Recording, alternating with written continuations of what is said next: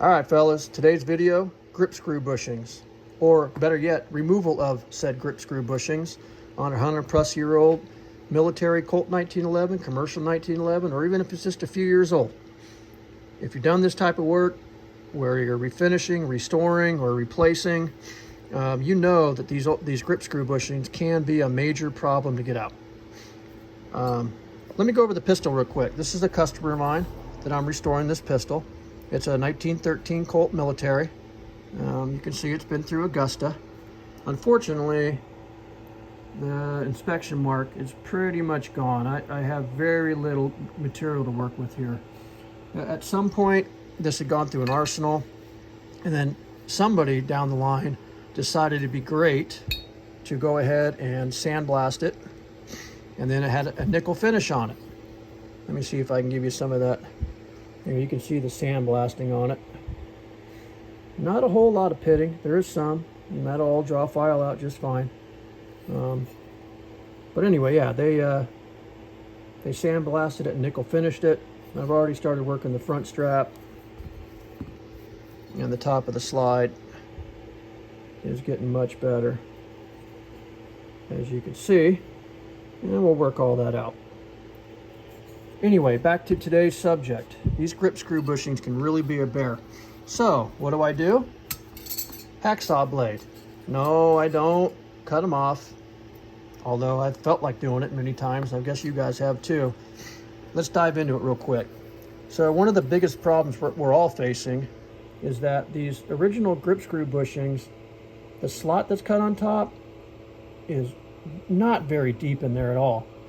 So you'll have the problem of, for A, using a screwdriver that doesn't fit properly, and then B, even if you have a screwdriver that fits properly and that bushing's in there with rust and crud, or it's been pressed in place, whatever it is, there's just not enough material in there, and that bushing surface is going to give way, and you're going to be frustrated, and it's going to get boogered up, and you're going to probably end up taking pliers or welding a 6mm nut to it and then forcing it out.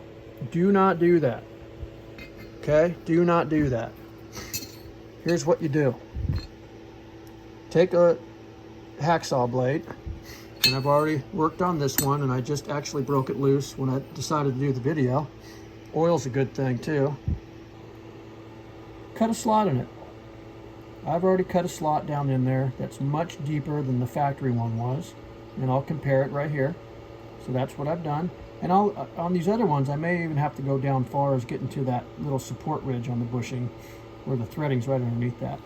However, if you look at this one compared to the original one, come on, focus camera, to the original one, you can see that, oh, come on, there you go.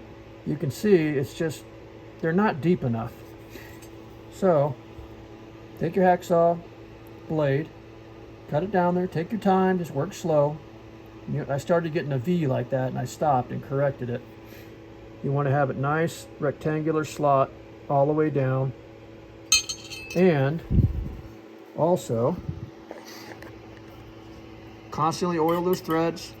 Another thing you may need to do is once it does break free, right, and you get to a point where it just will not go down any further, tighten it back up a couple turns, a turn and a half.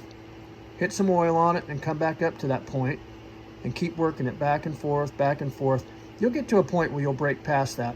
Now, it may take some time. That other bushing on the other side, oh, it took me probably 2 to 3 hours. And most guys would say that's just ridiculous. But I disagree. When I'm restoring these old guns, I like to use as many original parts as possible, and that includes grip screw bushings. So, once again, cut that slot deeper.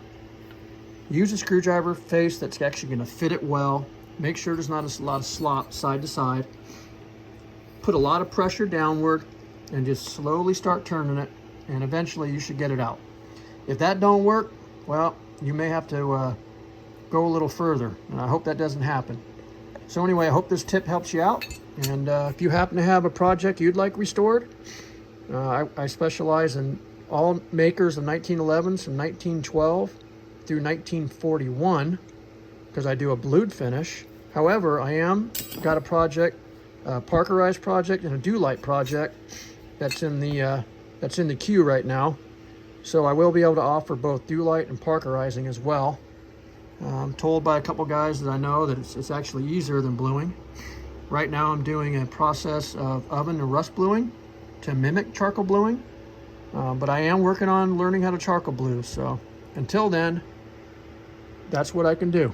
So if you got a project, put it in the comment section and how I can reach you, and let's talk. Bye.